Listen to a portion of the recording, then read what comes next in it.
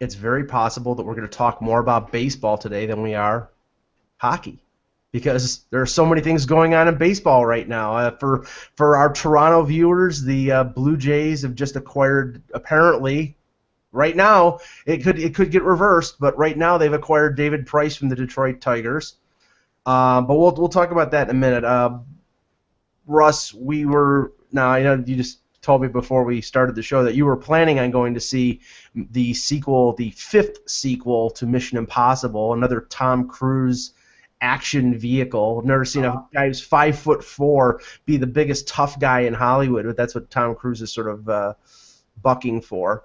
But I worked for a movie theater for 10 years, and I cannot count on more than my two hands how many bad movie sequels I have seen. Now you didn't see this one, but I'll actually say the third Mission Impossible was pretty brutal. It was. But the thing is, though, those movies kind of follow a formula, and so if you go into those movies not expecting Citizen Kane, I think you're okay. They are what they are. You've got to pre-dumb yourself down. That's a bad sign. Yeah, but it is what it is. Like I always say, because movies and music are so subjective. It's like, I always say, you can't have a filet mignon every day. Well, you probably could. But every so often you just want a nice, juicy, greasy cheeseburger, and that's what those kind of movies are. Okay. Go ahead, Russ. Sorry. I was going to say, like the Mission Impossible, I was going to review it. Would I actually pay hardcore money for it? No. No. Very few. I see very few sequels, to be honest, because most of them will let me down. But I'll tell you, a while ago at Wizard World in Philly, M. Night Shyamalan talked about getting an original movie made. And actually, if you want to follow me, Russ Cohen, on YouTube, you can go watch it. It's like 20 minutes. But the crux of it is it's almost impossible because the movie companies will only invest in known commodities. Right. So in other words, they'll make Mission Impossible 10 if they think 10 people are going to show up to it because of the built-in brand and all that comes along with that. And that's the bad side, the downside of this. Yeah. No, okay. I mean, the Avengers movies, they've pretty much all been good. The Captain America, Winter Soldier. You can argue that the second Captain America movie it might be the best Marvel movie of all of them. Yeah, I mean, I would agree with you. They've all been very high quality, and I think that the recent trend, those movies and the Batman series by Christopher Nolan, the 3 Batman movies, which I thought, the third one, it didn't get panned, but I think it got really caught up in the unfortunate shooting in the theater in Colorado, and it sort of put a pall on things. But I thought it was a great movie, and after The Dark Knight, anything was going to be a little bit disappointing. But if you remember, and this is back when I was working in the movie theaters. I saw that we had the original Lethal Weapon. We had the original Die Hard. Lethal Weapon 2 was very good. It wasn't as good as the original, but it was very good. Die Hard 2 was pretty good. It wasn't as good. But then it really dropped off Lethal Weapon 3 and 4, and it just got really terrible. And I mean, Die Hard, the third one was okay, and then that which was the Die Hard in New York? Was that 3 or 4? That was number 3. I like that one. Die Hard with a Vengeance. Yeah, that one with Samuel L. Jackson. That was good. Yeah, that was pretty good. That was. I'm against when they tried to hide a sequel, like when the whole 9 yards is the whole 10 yards. Like, forget it. Once they do that, I will never see it. Own up to the fact that it's, The funny thing is, I liked the first one. I liked the Master. Good. Yeah. But did you see the second one? It was awful. But and this is the thing I can't stand about Hollywood right now, is the fact what you just said about they want that formula. Okay, nobody wants to see the same movie twice. It's like, and I mentioned this a couple webcasts ago. The movie 48 Hours with Eddie Murphy and Nick Nolte was great, a great movie. And Walter Hill was the director. It was great. And it had an edge to it. It was Eddie Murphy at the top of his game. He was hilarious. And then they did the sequel, I think, after he'd done like Beverly Hills Cop 1 and 2, and he was still near the top of his game, but nowhere close to when he was on Saturday Night Live. And another 48 Hours was basically the same plot The scene, you know, and again, it's like the guy who they killed in the first movie, his brother is coming after. I mean, it's you know, these script writers in Hollywood got to get a life, because it's just their ideas are so old. So I don't know.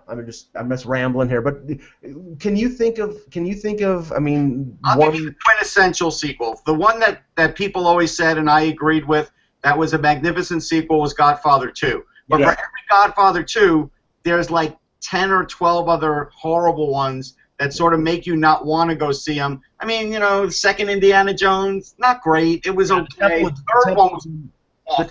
The Temple of Doom was terrible. Right, but I thought they redeemed. The third one was okay with the one with Sean Connery. Yes. It was okay. The second one was awful, though. I think the second one was so bad that the third one was more enjoyable, if that makes sense. Yes, no, you're right. See, I'll say it was enjoyable, wasn't great, but you have that, and you know the Star Wars ones, most of them have held up. Yeah, no, don't go down that road. But, you know, whatever. I mean, Empire Strikes Back was great. Don't go down that road. Back is my favorite. We'll get death threats, Russ, if we even deem to slam any of the Star Wars. But well, no, and here's one example of the sequel being better than the original, even though the movie was based on a TV series. The first Star Trek movie was horrific. The Star Trek motion picture from like the mid-'70s was 3 hours long, and this whole esoteric thing about the Voyager, and then number 2 was The Wrath of Khan, which everybody who's a Star Trek fan loves that movie. So much so that when they rebooted the series, the second movie was basically The Wrath of Khan with Benedict Cumberbatch being Ricardo Montalban. I think that's fair to say, but I will tell you that I think only years later people ripped that first Star Trek one. At the time, people were okay with it. I remember I was okay with it because I'm an original Star Trek guy. I've never watched any of the other stuff, none of it. And I was okay with it. What I always hate about Star Trek, and I always say this and people always yell at me, look, Scotty was a bumbling idiot. I would have fired him so early in the series because the ship never ran right.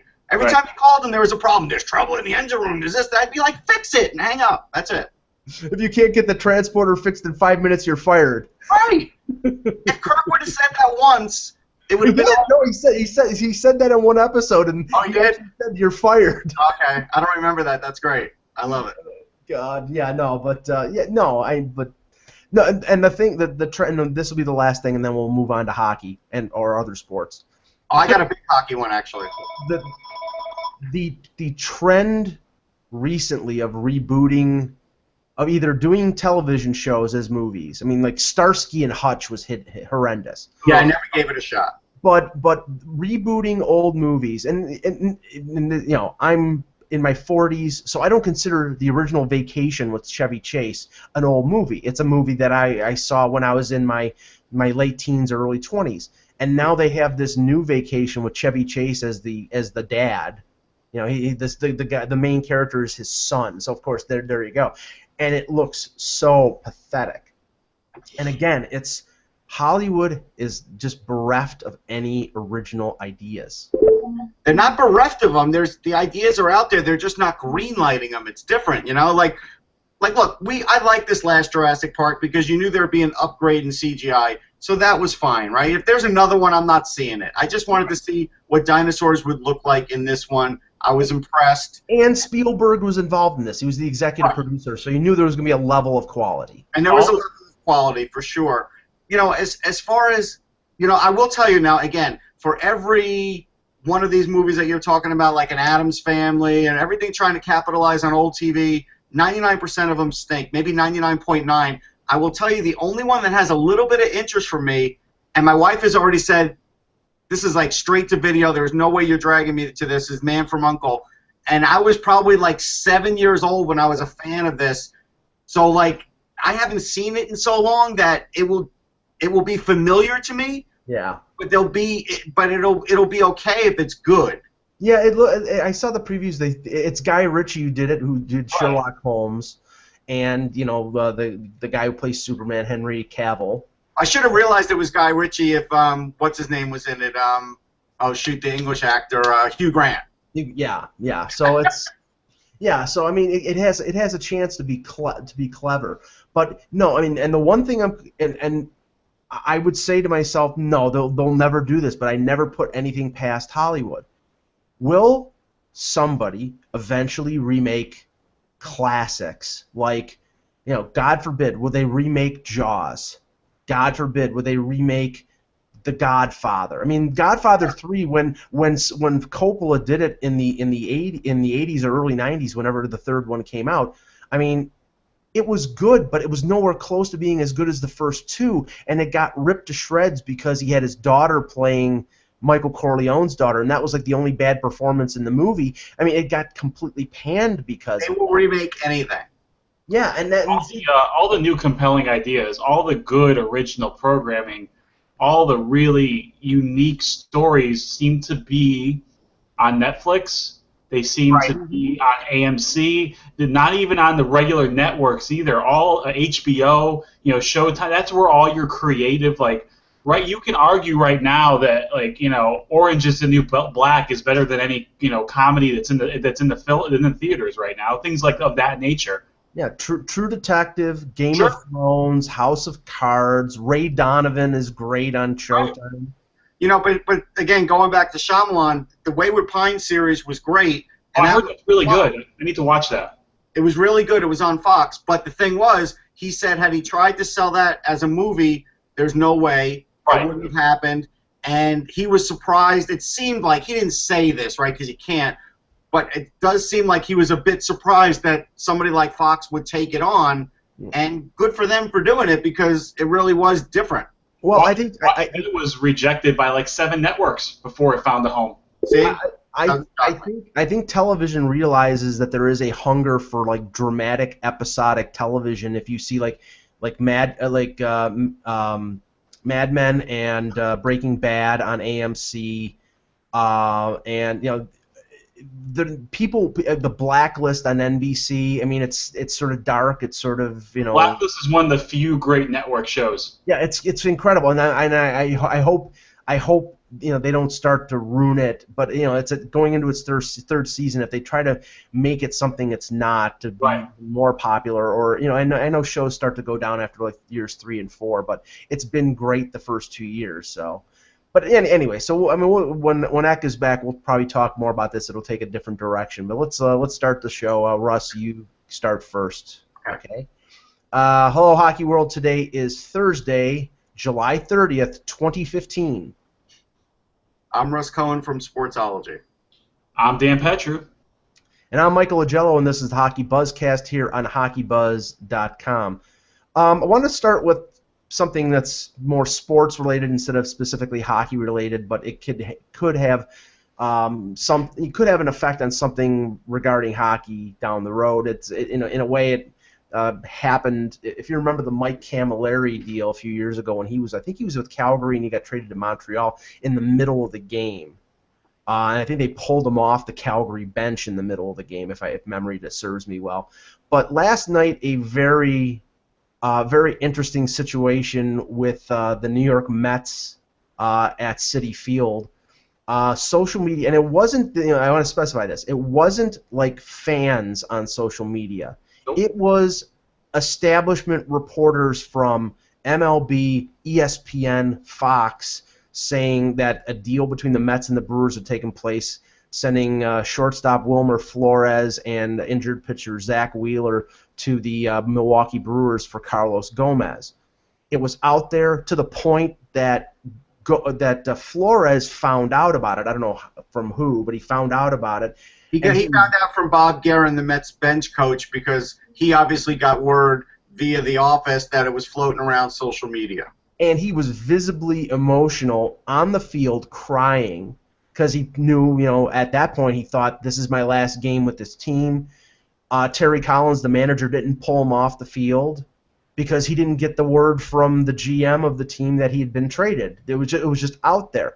And then we find out after the game the deal didn't go through. I mean, Russ, it was surreal. I mean, I was watching the reaction on social media, and everybody was like ripping Terry Collins, saying, "Pull him out. This is unfair. The guy is emotional." I'm like, I understand his point of view.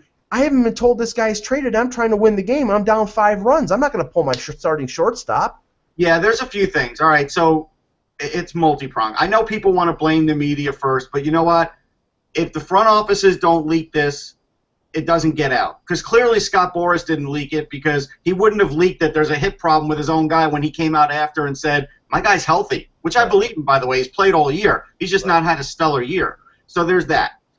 The other issue is, the Mets at some time need to actually, instead of constantly trying to do evasive PR, is to actually be up front. And instead, when all of this hit, Sandy Alderson decided to tell the media, well, it was a medical thing, and that's why we pulled out, and that's what started all of this secondary current with it.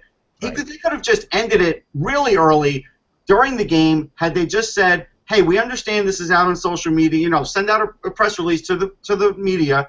We understand this is out on social media. Nothing is imminent. It's all talk. And they could have done that, and nobody would have gone any further. The fans would have gone any further. It wouldn't have gotten to Flores. Nothing, right? But they didn't do that. They didn't do any preemptive PR.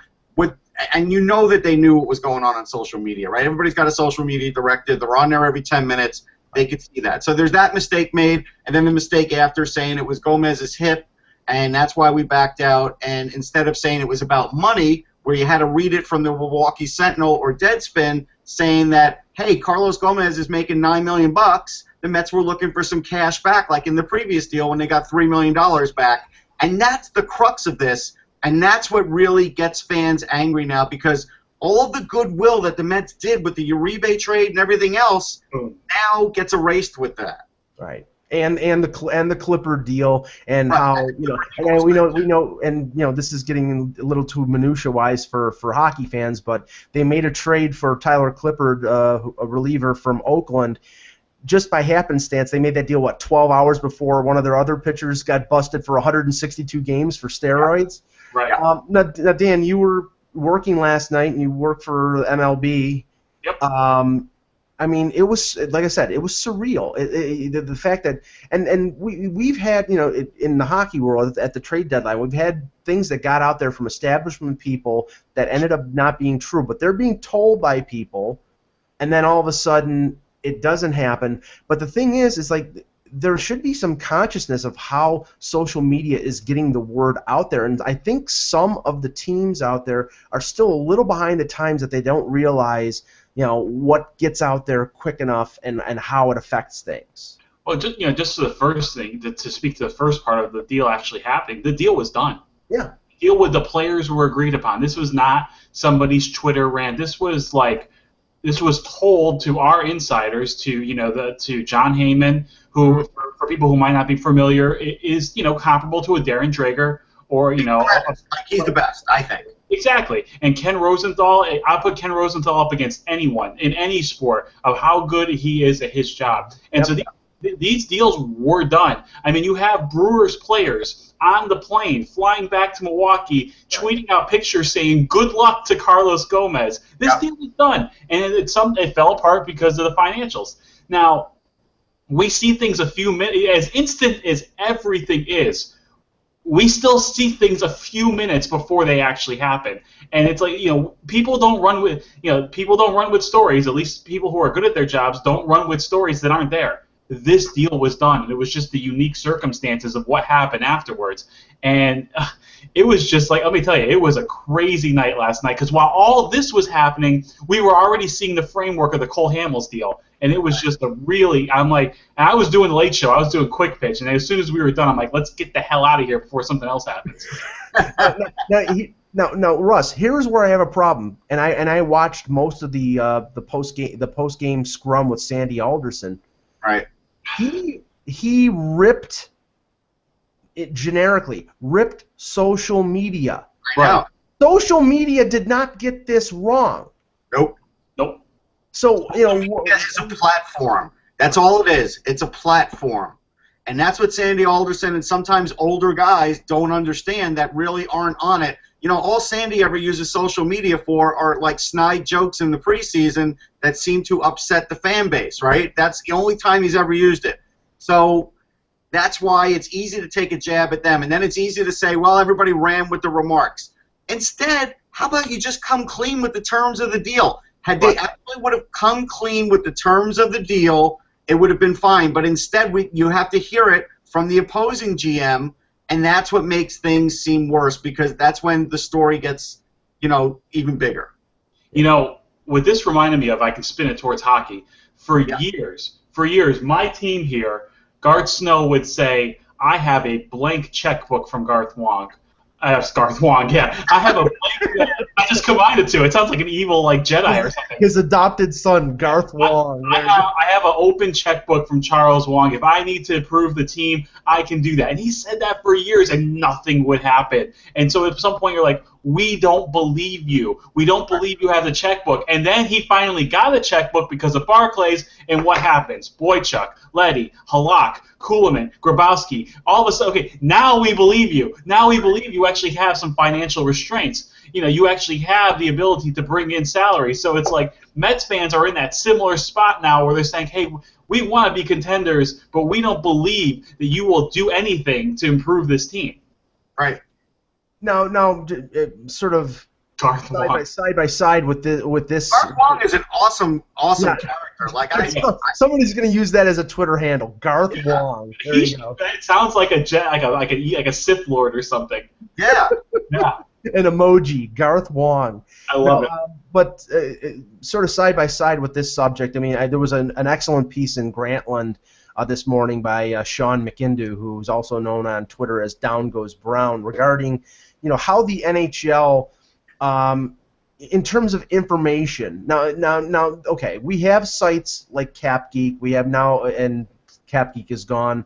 But now we have other sites like War on Ice and General Fanager who are not sponsored by the league, but they're accumulating salary information, and we know that the league, for some reason, doesn't want to tap into this.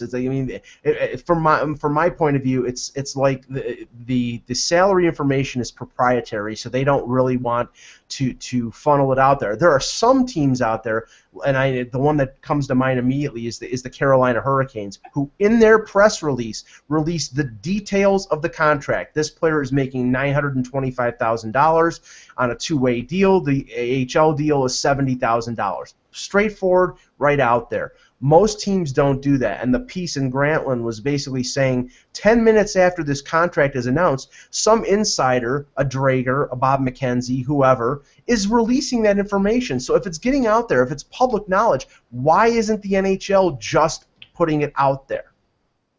Well, I'll answer it this way. I think for whatever reason they're going status quo, but you could go 6 hours later, not even, to the NHLPA site, and you could find what players make. And yet now, actually, they have total team salaries, which they've never had before on the PA site. Mm-hmm. So clearly, it's in their best interest for everybody to know what players are making. So I just think this is just one of those weird relationships where they go through this. It's up to the team what they want to do. And then there's those teams that don't want to give out anything, and it doesn't matter because it gets out anyhow. There's a lot of different people that get their hands on this information as it gets out, agents and players and family members and whatever. It's impossible to keep it quiet, to be honest. Okay. Yeah, you're right. And also, we're at a point now where these trades are happening. Trades are only happening now if the financials make sense. Right. With being in a salary cap world. If we're going to be in a salary cap world, we have to know the details of the trade, because the trades are happening because of financial reasons. So there needs to be some transparency from the league, and there's nothing wrong with transparency. It's like, why did this deal happen? Oh, let's break down the money. It's like saying, follow the money, follow the money. That's why these deals are happening, or why deals won't happen, because we need to know and have some transparency of what these players are making. And also coaches, too. To this day, I still don't know how much Jack Capuano makes. It was never reported. And at the time, no one cared enough to try and find the report. But there's I cannot find a link anywhere as to how much he makes. Yeah, coaches they could keep under wraps. Players they can't, because again, PA has transparency. And so just go to NHLPA, you can find out any player, any team, all those questions are answered. So, but for a coach, he's a part of the franchise. You may never get that answer. But ironically, and it's strange how it was it was different on two different fronts. With Toronto, the amount of Babcock's deal was very public. $50 million, 8 years, so I think it's $6.5 million per. Highest paid coach. It was out there. No, from the when very you're the highest paid, they want to brag about it. Right, but it was out there. I mean, yes. But then Lou Lamoriello comes on last week. There has been no indication of what he's making, and I mean, maybe eventually it'll come out, but maybe not. I think you'd have a better chance breaking the HIPAA laws than getting that number. Okay. Well, let's touch on some hockey stuff. Russ, you have some news about Slava Fetisov? Yeah, maybe the biggest hypocrite on earth. So now he's in charge of the KHL, and they're going to go play in China. Great, good job, Slava. Go have a team in China. But they're also going to try and basically tell players, and I'm sure threaten players, and I'm sure intimidate players, that they can't play in the NHL if they're playing over there until the age of 28. So basically they're going to roll back the clock to when he was being denied access to the NHL, and now he is going to do it himself. The Hockey News reported it. He is such a jerk, a Class A jerk, a phony. And I was told he was a phony before the Red Army movie, so when I did the review, I kind of mentioned that you have to take what Fetisov says in this movie with a grain of salt because he has an agenda, and now he's got a clear agenda, and it's unbelievable. So of course the first guy it'll affect will be Ilya Kovalchuk, right? I mean he's older than 28. But I mean the first guy it'll affect is the first round pick of the Capitals. Yeah, that's who it'll really affect. You're right, because he is under 28. Although who knows? Is this just start from the current year, or you don't know? Like you don't know. This is just he's putting all they're saying is he's putting it in motion, and so like who's to say that this 28 doesn't mean like it is someone like Kovalchuk too? Like this is maybe what he's only telling people. Now it sort of sounds like to me like the KHL is going back to the old Russian ways and playing a little dirty pool here. He's implementing the mission statement put forth by Vladimir Putin for the KHL, because I remember hearing about this years ago. They wanted the KHL to be the Russian Developmental League, and this is what we want you for 10 years. You're going to play your best hockey for us, and when you're used up, you can go to the NHL after you've given us your prime. Well, I mean, honestly, if that's going to happen, then you're going to have a lot of NHL teams avoiding Russian players like the plague. I mean, I feel sorry for the Capitals because they may have, if this is implemented, they may have wasted a first-round pick on Samsonov. They'll never get him out of Russia unless he decides, and he won't have to defect, but unless he decides he wants to cut himself off from his mother country and never play internationally for them. Right. Wow. I mean, that's what it may come down to. But you're putting 18-year-old, 19-year-old kids having to make the really tough, not just hockey decisions, tough life decisions. Yeah. That's just not fair. It's not fair. It's ridiculous. And again, for a guy like Fetisov, it's just like, really? I mean, you're crying in the movie Red Army how it was so bad and oppressive and everything else, and now you're willing to just do it to your guys. Well, because he's in a position of power now. So, I mean, you could say it's hypocrisy because he lost the first 14 years of his career. I think he came over at 31 or 32. Yeah, that's when he came to the Devils. He lost the first 13 years or 14 years of his potential professional career because he was locked up in the Soviet system. And, other players like Kazatonov and Valery Harlamov and, the players of that nature would have made millions of dollars and had a lot of success in the NHL had they come over in their prime. With Harlamov, he passed away before he had a chance. Other players, when they finally did come over, they were, Krutov, they're in their late 20s and they were over the hill. So I think this is the KHL's way of reasserting their, trying to keep that talent in. I don't know if it's going to work. You might see an influx of kids to Canadian juniors. Yeah. I mean, here's the thing. Here's another quote that I didn't see earlier. He's basically told the Russian news agency and the Associated Press that there should be a federal law in place. If they make a federal law, you will never get across the border. Yeah. Wow. Yeah. What you're gonna have, and I think it's still on YouTube if you want to take a look at the there was a Sportsnet documentary done on the defection of Alexander McGillney. Yes. I think it was either in Finland or Sweden during a world.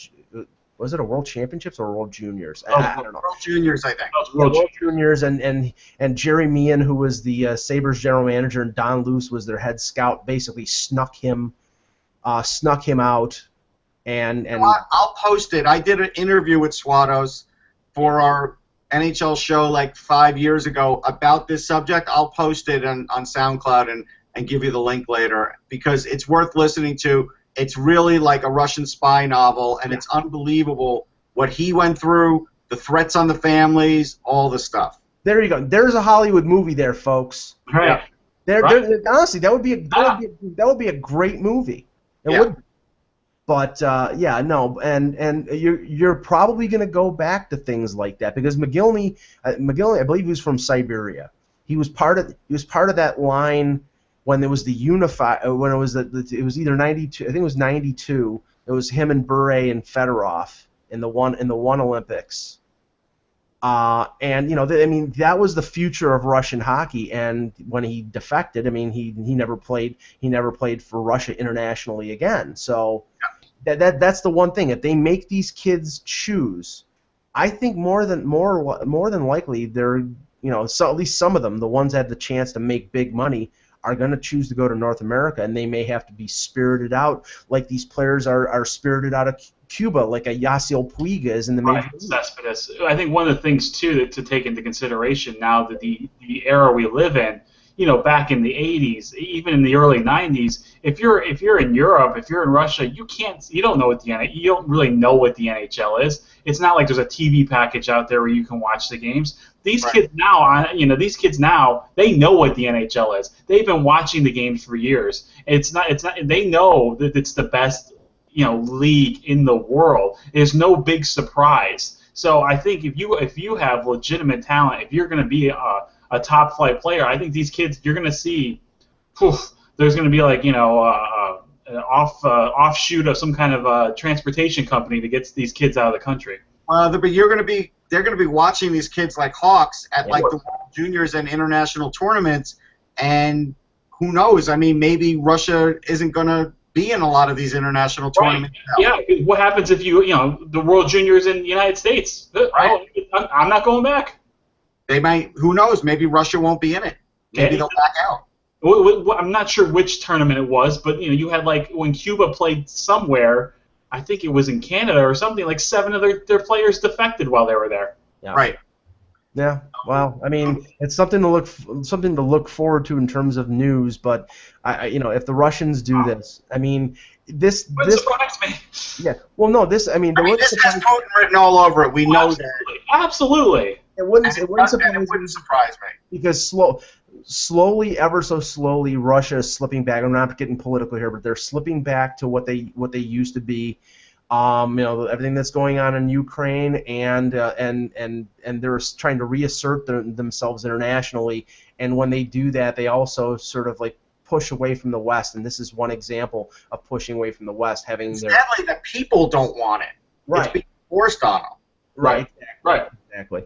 Let's touch on something here that I was reading from Josh Cooper, who's been on the webcast before, who writes for Yahoo, and he was based in Nashville, so he's talking from a level of knowledge, very high knowledge regarding the Nashville Predators.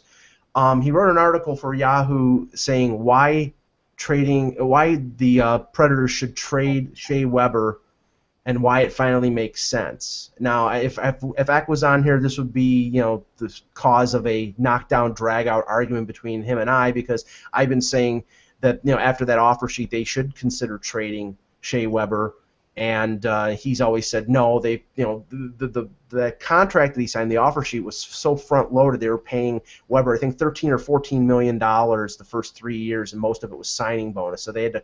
It was a front-loaded contract, but this is what Cooper says, and I'll be brief here. The cap hit is right now, in terms of the money being paid out, it's now getting to the point where it's less than the cap hit. So it's a very attractive contract. He's obviously a very attractive player.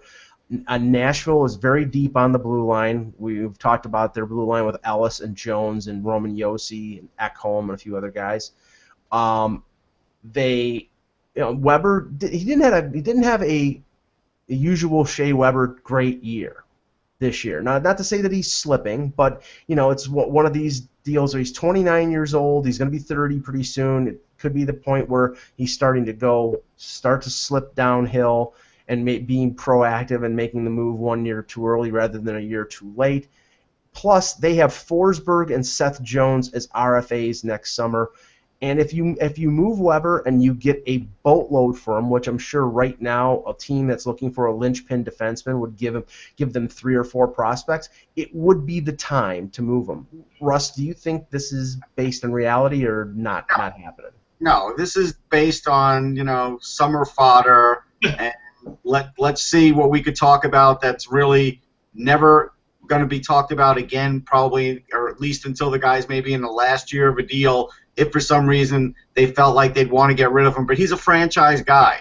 Mm-hmm. And even though baseball no longer has any franchise guys, other than maybe Derek Jeter was the last one, well, you could say David Wright is, because the injury's slowing him down to the point where he's probably not going to get traded, so he will be a franchise guy. But it's few and far between. The NHL has a lot more of them, and so he is their franchise. The minute you pull Shea Weber out of there, A, you never get equal value, and B, who then is the guy that is going to spearhead your franchise? Who's the guy at all the meet and greets? Who's the guy that you're putting on, the pocket schedule? Who's the guy that you're putting on the magnetic schedule? Tell me. I mean, that's what I'd like to know. Seth Jones. Seth Jones, not good enough. I mean, Seth Jones in 5 years might be good enough. I think maybe in 2 years. Maybe in 2. Maybe. I mean, Dan, let's take it to the Islanders in this sense. Sure. John Tavares has got 3 more years left in his contract. Yes. I believe at the end of the deal he'll be 28. Right. So, right. And he's 27, 28, somewhere around. 27 or 28. Still in his prime, but maybe not to say his best years will be behind him. He'll be in the middle of his prime. He'll still have good years left, but he'll be getting into that area where, like most hockey players, 28, 29, then they start to go down. Right. He's not been paid big money. His contract, I think, is the best value in the NHL right now. Sure. But when he's up for free agency at 27 or 28, he's going to expect probably to make Taves money, Kane money, because he's been underpaid the last few years. Sure. At that point, I mean, if we're talking about the last year of the deal and he's going to expect $10 million, I mean, is there any debate about, the Islanders ponying up and paying him that money, or, moving him as an asset because similar to what Nashville would do with Shea Weber? Well, potentially. The only thing is, I guess you have to. I think the only stumbling block will be, does John Tavares want to sign with the Islanders? And I think the answer is yes. I think I do.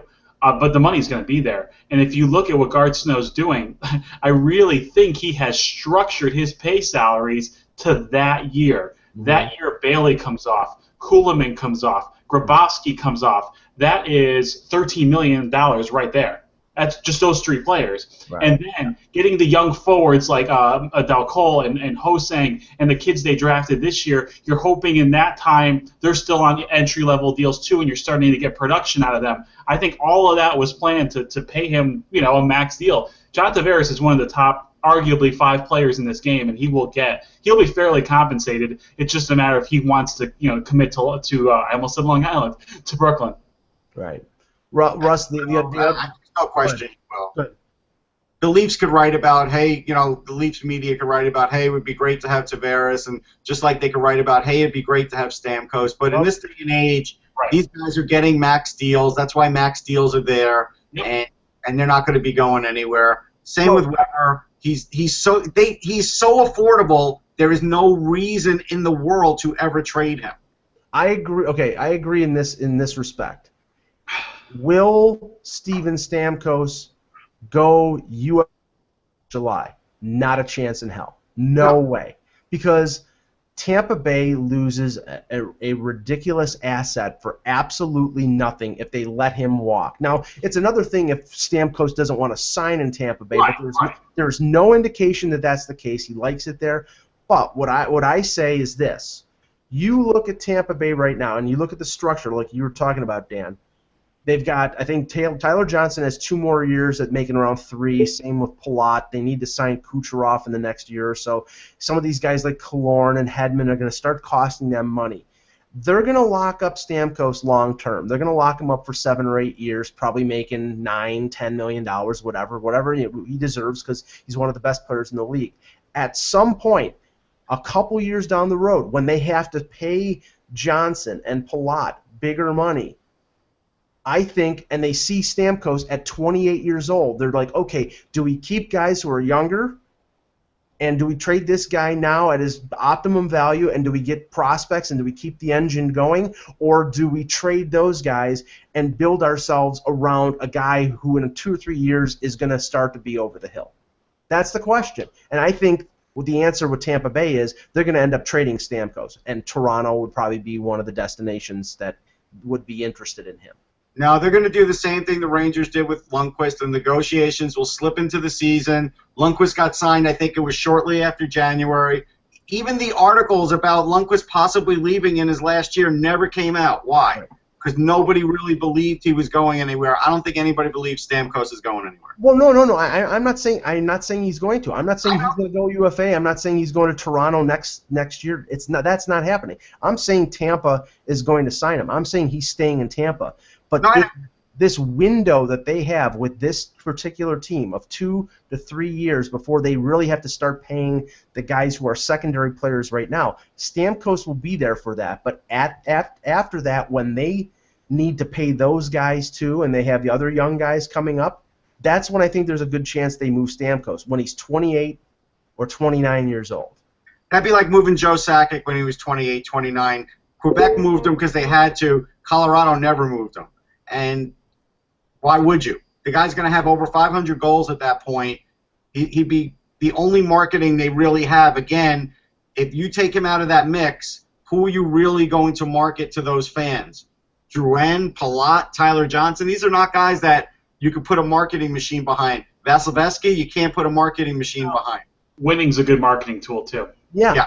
And that's the thing. It's like, I mean, winning, like, say, for example, I mean, the San Antonio model in the NBA. Now, you can say that they built that around a guy like Tim Duncan, who's a super player, even though he's 40 years old.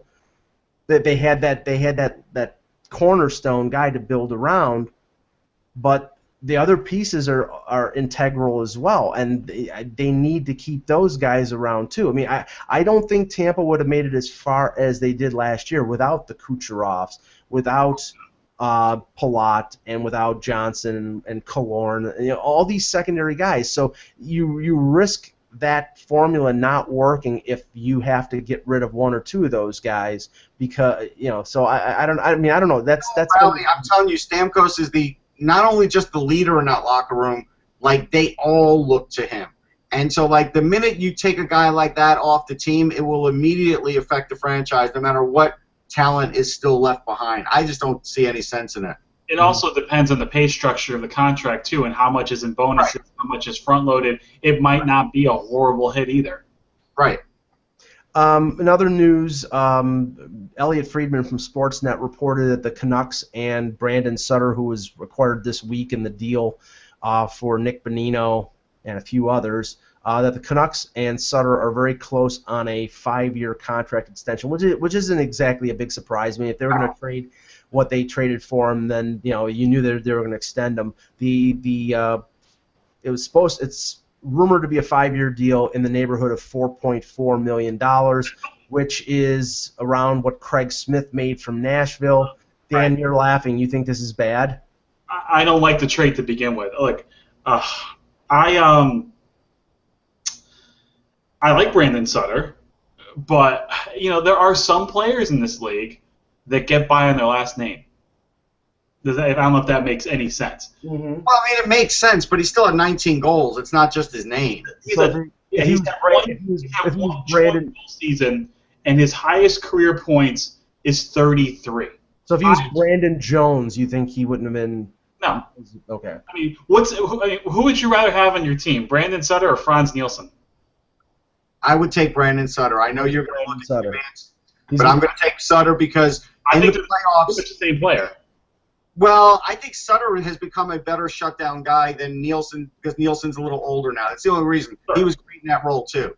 But I think Sutter is getting maligned here by the advanced statistics people, but I think when you look at what role he could play for Vancouver, it's a really good role for him. And, you know, the other thing about his goals is he's getting 10, 12, 13 goals every year. He had it like 5, 6 years in a row. So there is a reliability factor there, even though he's not a star. We know he's not a star. But, you know, the other thing that it does for Vancouver, like I pointed out the other day, Bo Horvat gets a bigger role. Maybe Jake Virtanen now gets a shot at making this roster because he was really close if he didn't have a shoulder injury last year. So, I mean, this could make their team a lot better, even though the perception is they got killed in this trade. Yeah, and the appearance is that they're trying to sort of not rebuild on the fly, but sort of retool and to infuse the youth along with the veterans that they have so they can still remain competitive. I don't know if it's going to work because, like I said a couple days ago, you have that core who's mostly in their mid-30s. Miller, the Sedins, Burrows, they're all 34, 35 years old. I think they're all close to being past their prime. Well, they're still effective, but when you have your core group being that old, yes, you're going to give Horvat and Virtanen and some of their younger defensemen the opportunity, but I just don't know how they're going to succeed in terms of staying in the playoff race in the West. They surprised me last year being as effective as they were. Now, the other news, and we talked about it yesterday, Dina Zubris was unconditionally waived for the purpose of buying him out. He cleared waivers, so now the Devils will buy him out. The indications are from Ray Shero, the Devils GM, is that they're going to go young this year, that they're going to bring up the guys like Stefan Matteau and some of their younger prospect forwards, and they're going to play a lot of their youngsters. Dan, to me, this is like we're rebuilding, we're tanking. And and tanking is a negative connotation, but I'm saying we're going for the rebuild, we're going to play our young guys, we're going to finish the bottom 5, get a good draft pick. You know, it's a conscious effort to do that, similar to what Toronto is trying to do. Well, why didn't you do that last year? If I was a Devils fan, that's what I would be asking. When you got to the trade deadline last year and you were closer to the bottom 5 than you were to making the playoffs, why didn't you move all those dinosaurs? And we talked about Jurassic World. Why don't you move all those horrible contracts for anything, for 3rd, 4th, 5th round picks, bottom out, and gotten into the top 4 of this draft? They easily, at one point, they were like 6 points away from the 3rd or 4th spot in the draft. You want to talk about screwing up? I don't think Hero wants to do that with Josh Harris, and I'll tell you, there's a couple reasons why. I think first, Harris is under such scrutiny for doing this with the Sixers, and it's not working out with the tanking. Sure. That I don't think Devils fans, the ones that still exist, would stand for it. Shiro has definitely come in looking to kind of figure out that, hey, they want to at least be competitive this year, so they're trying to at least do that. And does that mean that they might push Zacha and see if he can make the team? Yeah, it might mean that because he's close. And so these are things that I think the Devils are looking at because I think it's tough if they bring in Shiro and Shiro has to tell the fans we're doing a complete rebuild. I don't think that's going to sell to the fans. They have a nice goalie. They have some good young defensive prospects. I like the potential of their blue line, but when it comes to their forwards, they have not developed. They maybe developed 1 or 2 top 6 forwards in the past 7 years. Right, that's where Zacha could come in big for them. I agree, but they need a lot. There's a lot there that needs to be up front. Organizationally, there's a void at forward. Mm-hmm. And the indication is that one of the reasons they wanted to buy out Zubris was the fact that they could open up room to sign a free agent, a guy like Yuri Talusti, and I don't know, Eck mentioned him. And Yuri Talusti is not over the hill. He's in his late 20s. He would help. Still has something left in the tank, and I think Zacha making the team makes sense with the fact that they've got a lot of veterans on that team still. A guy like Patrick Elias who could show him the ropes in his last year in New Jersey, and that might be a good thing. But again, I think this. They won't say this is a sort of a double secret rebuild, Russ. This is like they're without them saying it, they are doing it. And I don't know. I don't know whether if their former general manager was there, with the power that he wielded, whether he would have allowed this. I mean, in the last few years, all he did was patchwork with veterans. Mike Ryder, Martin Havlat, Damian Brunner. He brought in these guys sort of patchwork to meet the cap floor and meet a certain level, but they never were competitive enough to make a concerted playoff run. I don't think that's going to happen in Toronto, by the way, because he's got power, but he doesn't have that much power to go in that direction. Well, I agree. I think what Lou tried to do the last couple of years in New Jersey was try and put a Band-Aid over a shotgun wound. Yep. He tried to patch something you couldn't patch, and I think he made the mistake that other GMs, not only in hockey, in other sports, they held on to their core players too long. Yeah. They held on to those guys just too long, and when the writing was on the wall that they were in a significant decline. Well, what I didn't understand, and I said this when we did the deadline show this year, they had, I think, 8 unrestricted free agents, 8 rent-a-players. Now maybe maybe they wouldn't have gotten a ton for Mike Ryder, but I'm sure there was probably a team out there that if they would have eaten half of his salary, that they could have gotten a draft pick for him. But they didn't move him. And if you look, I mean, they ended up 6th with their draft pick. I mean, their record was as bad as Toronto and Carolina, and Edmonton got a little better later on in the year. But I mean, they could have positioned themselves better for the draft. Instead of being 6th, they could have gotten 3rd, 4th, or 5th, and maybe brought in a better player. I mean, I think Zacha is going to be good, but maybe they could have gotten Strome or Marner or Hannafin with one of their picks. I think it's bigger than the first round, though. Russ, you were there. I mean, a 2nd or 3rd round pick in this draft, there's some considerable value in this year's draft in the 2nd, 3rd, and 4th round. You could have found there are NHL players that are going to come out of those rounds, and they got a 4th round pick for maybe a Michael Ryder. Right. No, there's no question. I mean, there's going to be those guys. I was just looking over the organizational chart for the Devils. I mean, Santini's only a couple years away. Jacobs 2 or 3. Kujawinski a year or 2. Like they do, and he's an offensive player, not a big one, and Mateau they're probably going to push this year and see what he can do. I mean, they're not that far off. So I guess they're trying to be respectable while they do retool. They're definitely retooling. And then if they were somehow to be able to use Zacha and Zacha were to click, that would be a big deal for them because look, they're not going to give up a lot of goals with Schneider in there, but they need to score some. We all know that. So, they're in this middle ground. It's a tough place to be in that middle lower ground in the NHL right now. And I think there's going to be a lot more pressure put on Zajac and Henrique because really, after signing the long-term extensions that they signed in the last couple of years, they really disappeared in a way.